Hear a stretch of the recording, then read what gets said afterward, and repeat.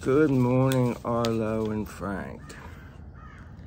It's your grandpa coming to you today from Faver-Dykes State Park in Florida. And I'm on my way to your birthday party in Claremont, Florida, which is going to happen tomorrow. You're at, I think, Disney World today. And there's nothing in Disney World for me except for you. So I'm gonna show up there later today. I'm in the middle of taking a hike, and I found this really neat spot to hang out. There's nobody here, at least right now, and shoot this video. This video is actually the first of a series of what I think is going to be 5 videos right now. And the name of this series is Building and Using a Fascinating Vocabulary. And this is video 1 of that series. And it's going to be about using a commonplace book.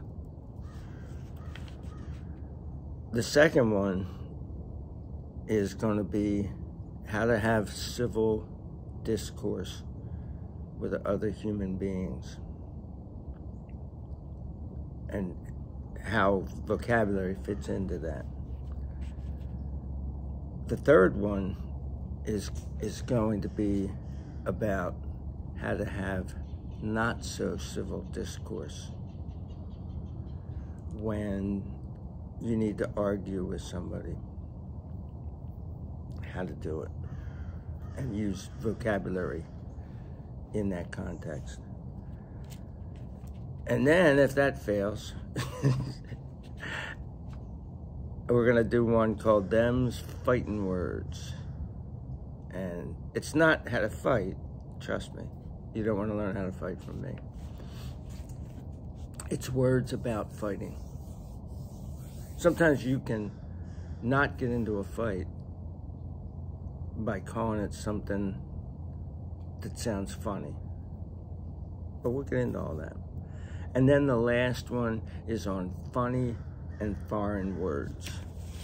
Words that just, when they roll off your tongue, they're funny. And then words that we've borrowed in English from various places around the world. As I said, the first video is on using a commonplace book. And I'm going to tell you 4 things about commonplace books. I'm going to tell you what is a commonplace book. I'm going to tell you how to organize it, or how it can be organized, I should say, because that's up to you. I'll tell you a little bit about people in history who have commonplaced. And then I'm going to answer the big question, why should you commonplace? So let's get started. What is a commonplace book? It's a place where you can write down thoughts, ideas, quotes. If you have an aha moment, and an aha moment is the light bulb comes over the top of your head, like, bing! Oh, I get it now. I get it. When you figure something big out about life, or something small, that's something that goes in your commonplace book. Now, it has to be easy to capture things, and it has to be easy to retrieve them. I'm away for a week. I left my commonplace book at home. Shame on me. But I have a sad story to tell about my commonplace book. I had one that I had been keeping for quite some time. It was a composition book.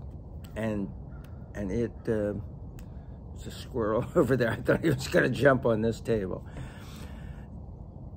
I left it at I think at a Toastmasters meeting, but it wound up, nobody ever could find it or anything. It was at some car dealership in Jacksonville when we first moved here. It might have been even before we moved here.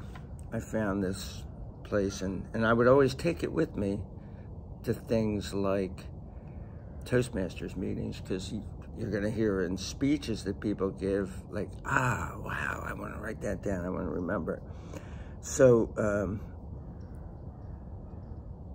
but it doesn't have to be a book. It could be a notebook. Some people use 3x5 cards or 4x6 cards. It just has to be something that works for you, so that when you hear something and you want to remember it, you'll be able to do that. And then when you need something, say you're writing a speech, I use my Commonplace book all the time on these speeches. They've actually grown out of it, but I'll get into that in a second. So how do you organize them? This is the second thing. Well, you drive the bus. You can organize it however you want to. How's your mind organized? Do you like things to be in categories? I do. So I do have some parts of it that it's just free verse. I'm writing stuff down, doesn't matter what it has to do with. But then I have other things that are headings. Some of them have a lot of stuff under them. Some of them have very few things, because I'm just starting to get into them. But things like the Constitution of the United States, the Supreme Court of the United States. I have a section on diving. So every time I go on a dive trip, I read that section. It tells me how to stay safe underwater. There's one on family history, and that's grown into an electronic document. Some of the ideas I've written down in there, but now I just write them into the electronic document. So in a way, I have two Commonplace books. I have the one for these videos, and then I have the one for everything else in life. And last but not least, one for vocabulary. Because if you don't use a word and you don't review that word, you're going to lose it. It's one of those things. Use it or lose it. There's several things in life that aren't like riding a bike. You're going to forget them if you don't use them. Now, who's done commonplacing? Who's kept commonplace books? The most famous one is probably the Roman Emperor Marcus Aurelius, and I think his were called Meditations. And it's just a commonplace book where he writes down his thoughts, his meditations. Sir Francis Bacon, John Locke, Mark Twain, the famous American author. And then lastly, why should you commonplace? Well, to capture important things.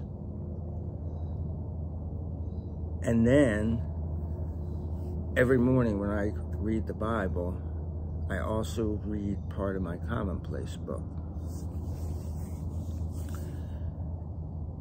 So I'm refreshing myself on certain things.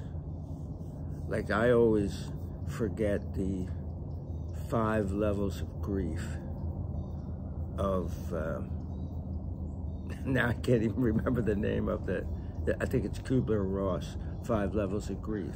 Well, in my Commonplace book, I have those 5 levels down. So every few weeks, when I get to that part of the book again, I review it. And then for a brief moment, I know it again. And I'm an old man with a deteriorating mind. It's one reason that I'm doing these videos for you guys. If you do it now, you'll just have things at the tip of your tongue all the time, ready to go. And then, and this is very important, just like I've used the Commonplace book to launch many of the ideas that I've done in these videos, either stories from my life or songs from the soundtrack of my life, or now these, I'm going to start doing a whole bunch of them that teach you how to live a fascinating life. It's like a palette where you can mix the colors of your future creations, and you can map out that fascinating life in it. So, what did we talk about today? We talked about 4 things. What is a Commonplace book?